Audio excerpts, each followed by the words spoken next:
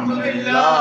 এবং অসংখ্য দুরূদ ও সালাম রাহমাতাল লিল আলামিন নবী মুহাম্মদ সাল্লাল্লাহু আলাইহি ওয়াসাল্লাম, যে নবীকে আমার আল্লাহ তাআলা না সৃষ্টি করলে আমার আল্লাহ তাআলা বলে দিয়েছেন লাউলা কালামা খালাকুল আফলা, আমি আল্লাহ তাআলা আসমান বানাইতাম না, জমিন বানাইতাম না, চন্দ্র বানাইতাম না, সূর্য বানাইতাম না, যত কিছু রয়েছে আমি আল্লাহ তাআলা আমি রহমাতাল লিল আলামিন নবীকে না সৃষ্টি করলে আমি আল্লাহ তাআলা কিছু বানাইতাম না।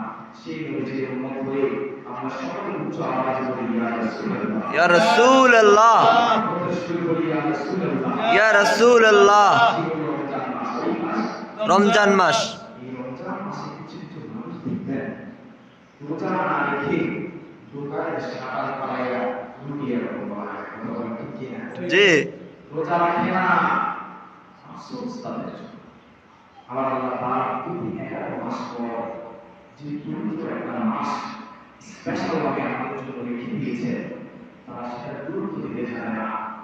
আমার নবী রহমাতুল লিল আলামিন বলেছেন, একদিন জুমার নামাজের মধ্যে মিম্বারের প্রথম সিঁড়ির মধ্যে যখন আমার নবী উঠল, প্রথম সিঁড়ির মধ্যে আমার নবী যখন পা রাখলো, জিবরাইল আমিন ডাক দিয়া কয়, ইয়া রাসূলুল্লাহ, ইয়া হাবিবাল্লাহ, যারা রমজান মাস পালন করে, ও মায়ের নবী, রমজান মাস পালন করে রমজান মাসের গুরুত্ব দেন, রোজা রাখে না, ইয়া রাসূলুল্লাহ, ইয়া হাবিবাল্লাহ, তাদের উপর আল্লাহ তাআলার লানত। আমার নবী প্রথম সিঁড়িতে ওঠার পরে বললেন আমিন। দ্বিতীয় সিঁড়ির মধ্যে আমার নবী রহমাতাল লিল আলামিন নবীজি যখন পাও রাখলো, রে বাবা, দ্বিতীয় সিঁড়ির মধ্যে পাও রাখার পরে রহমাতাল লিল আলামিন নবীজি পাও রাখার পরে জিবরাইল আমিন ডেকে কয়, ইয়া রাসূলুল্লাহ, ইয়া হাবিবাল্লাহ, ও মায়ের নবীজি, যা মা বাবা হক আদায় করতে পারে না, মা বাবার খেদমত করতে পারে না, মা বাবাকে ঘুরিয়া ঘুরি বলে গালি দিয়েছে, মা বাবাকে সম্মান করে না, যারা মা বাবার অবাধ্য সন্তান ছিল, তাদের উপর আল্লাহ তাআলা লানত। আমার নবী দ্বিতীয় সিঁড়ির মধ্যে পা রাখার পরে বলেছেন আমিন। তৃতীয় সিঁড়ির মধ্যে নবী রহমাতাল লিল আলামিন নবীজি যখন পা রাখলেন, জিবরাইল আমিন ডাক দিয়া কয়, ইয়া রাসূলুল্লাহ, ইয়া হাবিবাল্লাহ, যারা যৌবন কাল পাওয়ার পরেও যুবক বয়সে তার যৌবন কালকে হেফাজত করতে পারে নাই, তার উপর আল্লাহ তাআলা লানত। আমার নবী তখন বলেছেন আমিন। তিন সিঁড়ির মধ্যে ওঠার পরে জিবরাইল আমিন তিনটা কথা বলেছে, তিনটার মধ্যে রহমাতুল লিল আলামিন নবীজি আমিন বলেছে।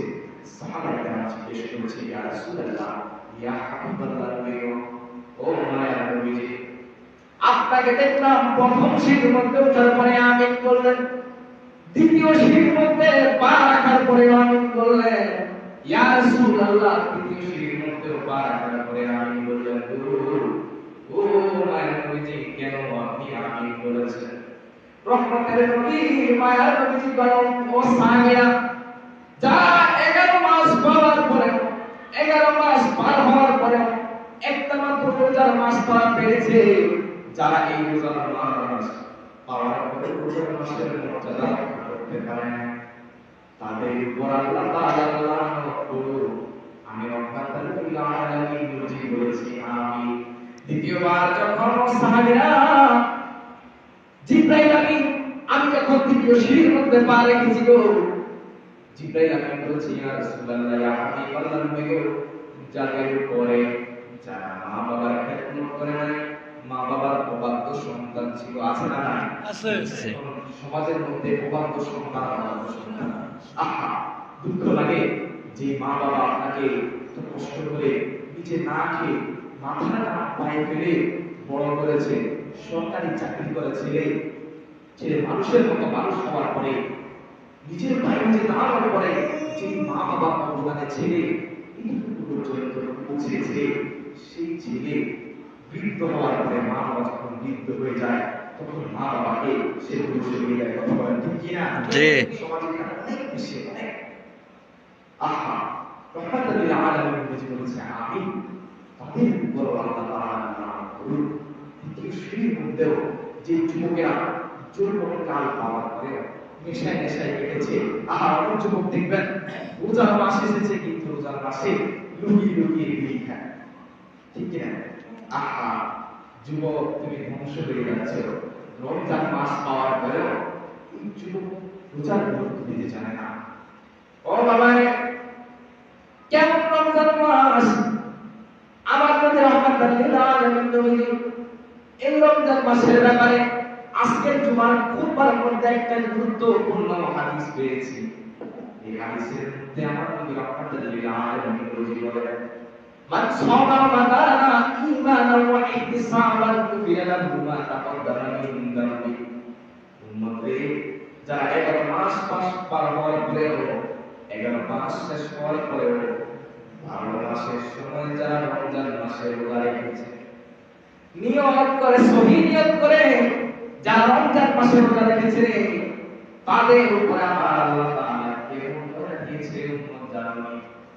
আমার আল্লাহ তাআলা তাদের উপরে কেমন দয়া করেছে উম্মত।